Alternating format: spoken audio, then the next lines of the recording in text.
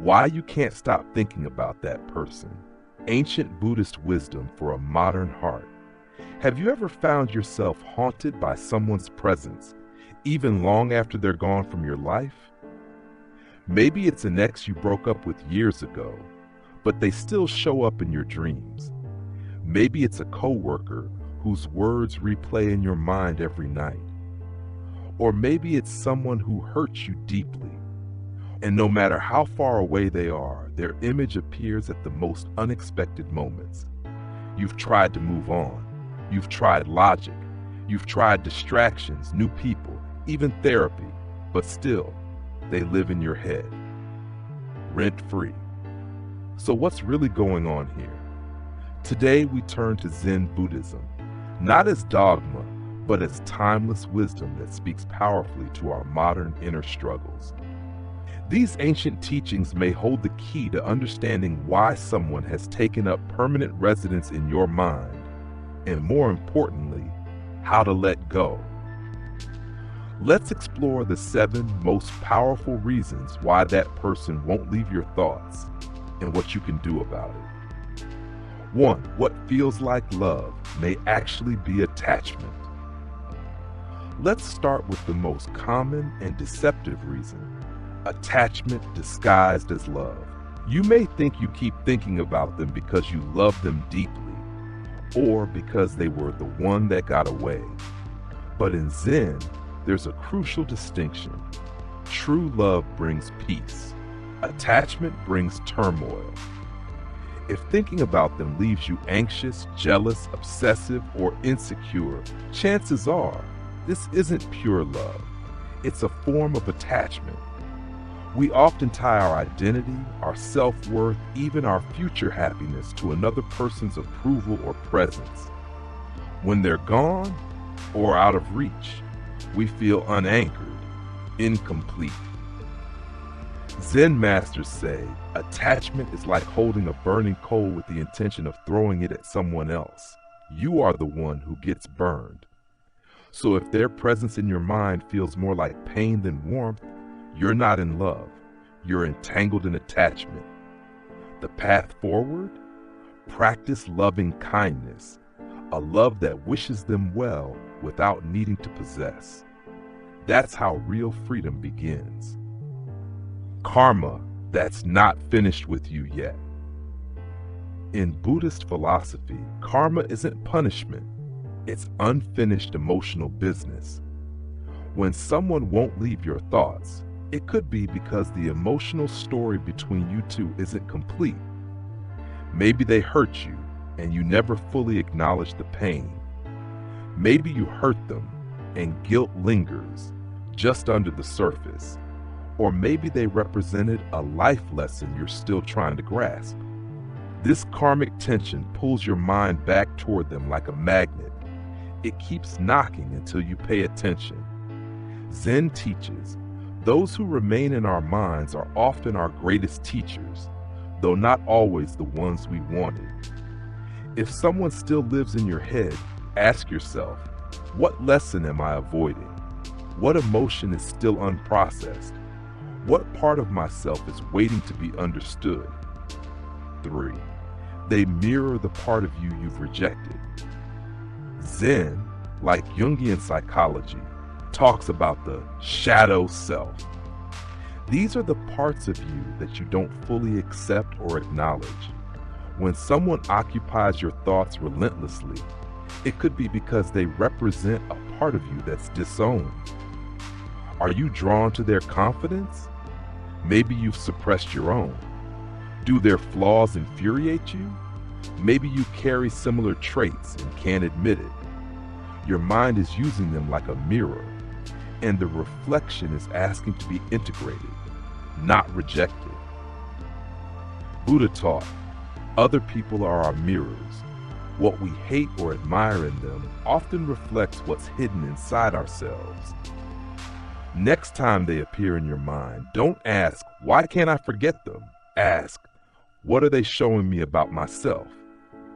Healing starts there. 4. You're still attached to a specific outcome. Another trap, attachment to outcome.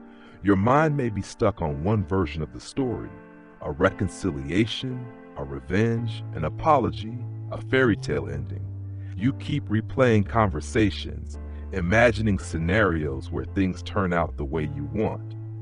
But Zen reminds us, all suffering comes from clinging, not from what is, but from what we wish would be. In Zen, we practice something called beginner's mind, the ability to meet each moment fresh without expectation. When you stop needing a particular outcome, your mind becomes free to move on, instead of circling the same dream over and over again. Let go of the ending you imagined. Life is not a novel, it's a river, and rivers don't run backward. 5. You've mistaken your thoughts for reality. One of the most powerful teachings in Buddhism is this: you are not your thoughts. Yet when someone haunts your inner world, it's often because you've started believing that your thoughts are you. I miss them, I need closure, I can't move on. These aren't truths, they're thoughts, passing clouds in the sky of awareness. But if you identify with them, they multiply. You feed the loop. Instead, practice mindful distance. When a thought arises, I miss them, just notice it. There is a thought of missing. This simple shift creates space between you and the story, and in that space, peace begins to grow. 6. The illusion that it will always feel this way. When the pain is sharp, it's easy to believe it will always be this intense, that the missing, the grief, the longing will stay forever. But Buddhism teaches all things are impermanent. No matter how intense, every feeling, every thought, every obsession, it all changes. Everything rises, peaks, fades. Even this. Clinging to the idea that this will never end only makes the suffering deeper. Instead, let the moment pass through you, not define you. As the Zen saying goes, this too shall change.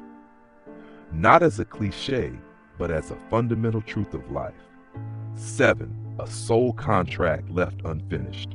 And finally, perhaps the most mysterious and spiritual reason. What if this person is in your life for a reason? What if their presence in your mind is not a mistake, but a spiritual assignment? In Buddhist view, some souls enter our path to trigger growth. They challenge us, shake us, wake us up. Not all soulmates are meant to stay. Some are meant to break you open so you can meet the deeper parts of yourself. Maybe that's why they're still in your mind. What if the person who haunts your thoughts is actually a catalyst for your own awakening? Don't ask, how do I forget them? Ask, what are they teaching me? That question alone can change everything. The Buddhist path to inner freedom. Now that we've explored the reasons, how do we let go? Buddhism offers a path of gentle, mindful release, not forced forgetting. 1. Observe without judgment. When thoughts of them arise, don't fight them. Just watch them, like leaves floating down a stream. 2. Inquire with compassion. Ask, what attachment is keeping them here? Don't rush to fix it. Just notice it. Understanding creates space. 3. Let go by letting be. Letting go isn't something you do. It happens naturally when you stop clinging. Hold your thoughts with open hands, not clenched fists. 4. Redirect with purpose. Each time they show up in your mind, use it as a bell of mindfulness. Take a breath. Return to the present. Feel your body. Reconnect. Practice loving kindness. Send them silent blessings. May you be free. May you be at peace. Do the same for yourself. In time, the emotional charge dissolves. The mental loop unwinds. Let me leave you with this. Your mind is like a flowing river. This person, no matter how intense the memory, is just a stone tossed in.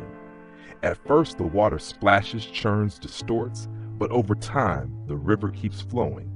Either the stone settles quietly or it's carried away. You don't have to fight.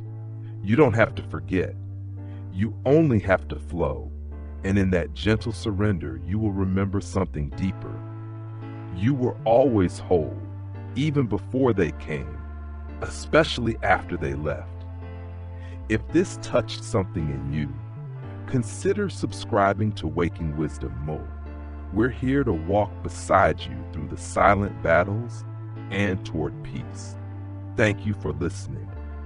May you find peace with every visitor in your mind, because each one, in their own way, brings you closer to freedom.